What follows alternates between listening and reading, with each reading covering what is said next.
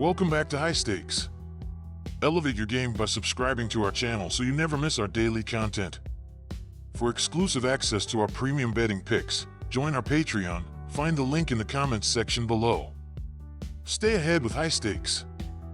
Houston Astros versus Boston Red Sox. The Houston Astros have a record of 8-2 in their last 10 games against the Red Sox on the road. James Paxton has allowed 7 runs on 9 hits with 3 walks and 4 strikeouts in 4 innings for the Red Sox versus the Astros in his career. Hunter Brown has a 3-1 record with an ERA of 2.43 and 30 strikeouts in 5 appearances in his last 5 games in his career, and has a 1-0 record with an ERA of 0.00 and 10 strikeouts in 2 appearances against American League East teams this season. This looks like another mismatch on the mound for this game, and I am expecting a result much similar to the last 2 games these teams have played. Without more support from their bullpen, I think the Red Sox will fall to the Astros and allow the sweep. I am taking the Houston Astros on the money line. The Boston Red Sox have an over-under record of 8-2 in their last 10 games. In their last 10 meetings, these teams have an over-under record of 7-3. Boston still has the second highest rated offense in the league with a batting average of .261 and should still be able to put points up against the Astros even if it is against their bullpen. Houston is going to heavily carry this over and may almost hit it themselves with how deep the Red Sox have had to go into their bullpen in recent games. I am siding with the over at 10.5 runs. Texas Rangers versus New York Yankees. Both Andrew Heaney and Marcus Stroman have been middling pitchers throughout the season, and there's not really a difference in what they should be able to do here. There is a clear difference in terms of hitting with runners in scoring position throughout the regular season so far. The Rangers are 10th in the majors with a .781 team OPS with runners in scoring position, while the Yankees are up in 3rd place in Major League Baseball with a .827 team OPS in those at-bats. These bullpens are also in different situations this year, as Texas is 27th in the bigs with a 4.49 reliever ERA, while New York is 6th with a 3.61 bullpen ERA. Go with the New York Yankees to win this game in the series. When looking at the pitching splits for the starters, these pitchers are struggling.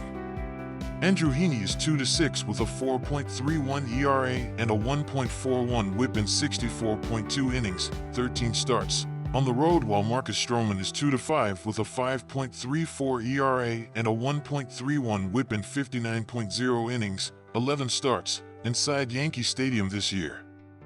These lineups have showcased the ability to hit home runs throughout August thus far, as the Rangers are tied for 7th with 13 total home runs, while the Yankees are tied for 9th with 12 total homers up to this point. All in all, go with over 9.5 runs in this game as the better bet. Oakland Athletics versus Toronto Blue Jays. When diving into the last 7 starts for both of these pitchers, we can easily see the difference for this game. J.P. Sears is 5-1 with a 2.98 ERA and a 6.41 walk-to-strikeout ratio in 42.1 innings, while Chris Bassett is 3-4 with a 5.12 ERA and a 1.50 WHIP in 38.2 innings. Even when these starters are off the mound, the trend continues over the course of the season, as the A's rank 5th in baseball with a 3.59 reliever ERA, while the Blue Jays are down in 29th place with a brutal 5.07 bullpen ERA. Entering this game, go with the Oakland Athletics as a road underdog to win this game. Take Oakland Athletics to win. In the last few weeks, these teams are not producing enough runs to really be a factor, as the Athletics are scoring 2.75 runs in their last 12 games, while the Blue Jays are averaging 4.64 runs in their previous 14 games. In the month of August, these teams are not hitting as well as they need to be, with Oakland being 28th with a .619 team OPS, while Toronto is 21st with a .696 team OPS. All in all, go with under 8.5 runs after these teams score a single run against one another. Take under 8.5 runs. San Diego Padres versus Miami Marlins. This should be a fun matchup on Sunday afternoon, but from a betting perspective, I'm not hesitating to lock in the Padres at -1.5. They've been on an absolute tear, winning 16 of their last 18 games. They'll also be turning to their ace, Dylan Cease. Cease has been untouchable as of late. He tossed that no-hitter against the Nationals back on July 25th, but that's just one of his excellent displays lately. The right-hander has conceded only 1 earned run in his last 5 starts, which spanned 28.2 innings. That equates to a 0.31 ERA over the 5-start span. Furthermore, Cease gets a Miami offense that's a bottom-tier unit, ranking 25th in WRC+, 96, and 23rd in WOBA, .307, over the last 14 days. Cease should put his team in a spot to secure a multi-run lead. Take San Diego Padres minus 1.5 runs. While I'm expecting another gem from Cease, I'm still going to play the over at this low number of 7.5 runs. Honestly, with the way the Padres are swinging the sticks, there's a chance they clear this total by themselves. Over the last 14 days, San Diego is 5th in both WRC+, 137, and WOBA, .358, while sitting first overall in strikeout percentage, 15.4%. They're primed to tee off against Max Meyer, who brings in a 10.00 ERA in 2 starts, 9.0 IP, this year. On the flip side, I think the Marlins could add a run or two late to help contribute to the total. They'll square off against a San Diego bullpen that's far from a shutdown unit, sitting 17th in ERA, 4.00, and 16th in WHIP, 1.26. Ultimately, it just boils down to this number being too low at 7.5 runs. I'm locking in the over. Baltimore Orioles versus Tampa Bay Rays. The Orioles are one of the hottest teams in the league right now. They have won 5 of their last 7 games, and they have the best record in baseball. This is a game that shouldn't be too complicated to pick. Baltimore is on fire, and their offense has been great, with Jackson Holliday hitting a home run in 4 of his past 6 games. The Rays will be starting Jeffrey Springs in this game. It will be his 3rd start of the series. The left-handed will be exposed at times, and the Orioles' offense will pounce. This should be another big win for Baltimore as they come into this game with an 8-1 record versus the Rays.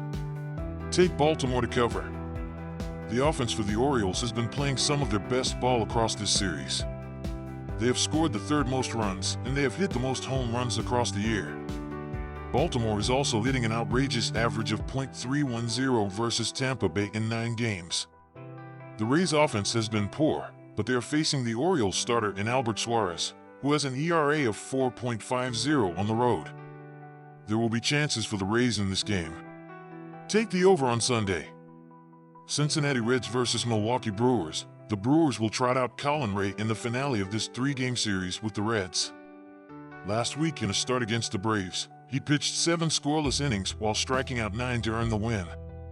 Milwaukee entered this series on a high note after sweeping the Braves and winning 16-7 2 nights ago. Jackson Chourio hit 2 2-run home runs, part of a 6-homer, 20-hit barrage by the Brewers. Nick Lodolo bounced back from a rough start last week, but he faces a difficult task against a Brewers team that leads MLB in on-base percentage. Take the Brewers here in another strong start from Ray. Jackson Chourio is making history in left field for a surging Brewers team. Chourio, at 20 years and 150 days, became the youngest player in Brewers history with a multi-homer game. Billy Joe Robidoux, at 21 years and 266 days, set the previous record in 1985. I expect him to get a hold of Lodolo's offerings in this one. Milwaukee is 5th in runs per game, but they have also served up the 4th most home runs in the majors, so the Reds will get their share of runs in this one at American Family Field. Take the over. Cleveland Guardians versus Minnesota Twins. While we don't really know what to expect out of Festa, the Minnesota Bats have remained hot in August, and their ability to extend hits while also stand pat in the plate gives the offense the chance to string together multi-run innings. Bibby has been vulnerable at times this season, and the Cleveland Bats continue to see their home run rate fall. Take Minnesota moneyline. As mentioned, the Guardians have lost a bit of their stride at the plate of late, and they are logging their weakest batting average in afternoon games this season. Meanwhile, Bibby has tossed well against the Twins in the past, and he will look to capitalize on the Twins' bottom 10 posting when it comes to leaving runners stranded. The play is the under, which has hit in 4 of the last 6. Take under 8.5 runs. Atlanta Braves versus Colorado Rockies. Since the All-Star break, these pitchers are on 2 completely different levels, as Spencer Schwellenbach is 1-1 with a 3.15 ERA and a 0.29 walk-to-strikeout ratio in 20.0 innings, 3 starts. while Kyle Freeland is 2-1 with a 4.98 ERA and a .271 batting average against in 21.2 innings, 4 starts. Throughout the season, these bullpens are on two completely different levels, as Atlanta is second in the sport with a 3.24 reliever ERA, while Colorado is dead last with a 5.61 bullpen ERA so far. All in all, go with the Atlanta Braves to win in this game. Take Atlanta Braves minus 1.5 runs.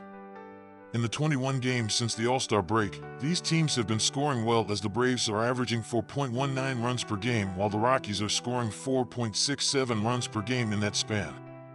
These teams throughout the season also have been giving up too many hits to feel comfortable on the bump, as Atlanta is tied for 16th in MLB with a .242 batting average against, while Colorado is dead last with a .287 opposing batting average so far.